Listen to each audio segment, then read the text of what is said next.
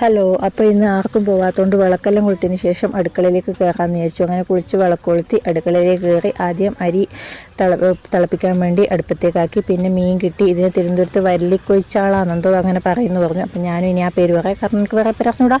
അപ്പോൾ വള്ളിക്കൊയ്ച്ചാള ഞാൻ മുറിക്കുന്നതിൻ്റെ അടുത്ത് കത്തി വെച്ച് മുറിച്ചു. ഞാനിപ്പോൾ കത്രിക വെച്ചാൽ മുറിക്കുക. അപ്പോൾ കൈക്കൊരു പണി കിട്ടിയിട്ട് ഞാൻ പതുക്കെ കത്രികയിലേക്ക് മാറി. മടി അങ്ങ് മാറി കിട്ടി.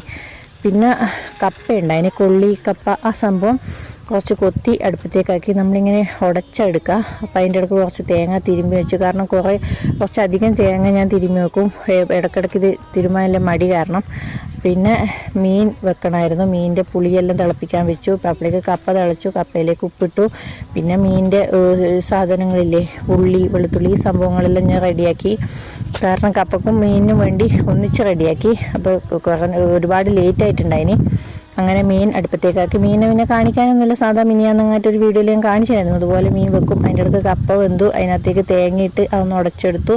പിന്നെ മീനിൻ്റെ വെള്ളം തിളച്ചരയിലേക്ക് മീനിട്ട് തിളപ്പിക്കാൻ അതും അടവെച്ചു. പിന്നെ കുറച്ച് പാത്രങ്ങളെല്ലാം കഴുകി വെക്കാനുണ്ടായിന്. അതിൻ്റെ ഇടയ്ക്ക് അരി തിളപ്പിച്ച് ഊറ്റാനായി. പെട്ടെന്ന് വേവുന്ന അരി ആയതുകൊണ്ട് അത് പിന്നെ വേഗമാവും. അതിൻ്റെ ഇടയ്ക്ക് പാത്രം കഴുകുന്നതിൻ്റെ ഇടയ്ക്ക് അരി തിളച്ച് പിന്നെ അതങ്ങ് ഊറ്റി. പിന്നെ പാത്രം വേഗം കഴുകിയെടുത്തു. കുറച്ചധികം പാത്രം ഉണ്ടായിന്. പിന്നെ ഫുഡ് കഴിക്കാൻ 10:30 ടൈം ആയിനായിരുന്നു. കാരണം ഇതെല്ലാം കൂടെ കഴിഞ്ഞ് ഫുഡ് കഴിക്കാമെന്ന് വിചാരിച്ച്. അങ്ങനെ ഇനിയിപ്പോൾ ഫുഡ് കഴിക്കൽ മാത്രമേ ഉള്ളൂ. കാരണം എല്ലാം വൃത്തിയാക്കി ഇനി ഫുഡ് കഴിച്ച് ഒന്ന് അടിച്ചു വാരി തുടച്ചിടുക, കുഞ്ഞിനുറക്ക, അങ്ങനത്തെ കുറച്ച് ചില്ലറ പണികൾ മാത്രമേ ഉള്ളൂ. അതുകൊണ്ട് സമാധാനത്തിൽ ഫുഡ് കഴിക്കാമല്ലോ എന്ന് വിചാരിച്ചു. അങ്ങനെ പിന്നെ ഇനി ഫുഡ് എടുത്തിട്ട് ഫുഡ് കഴിക്കുക, അത്രയേ ഉള്ളൂ. അപ്പോൾ ഇഷ്ടപ്പെട്ട സപ്പോർട്ട് ചെയ്യുക. Thank you. എല്ലാവരും ഒന്ന് സപ്പോർട്ട് ചെയ്യണേ പ്ലീസ്.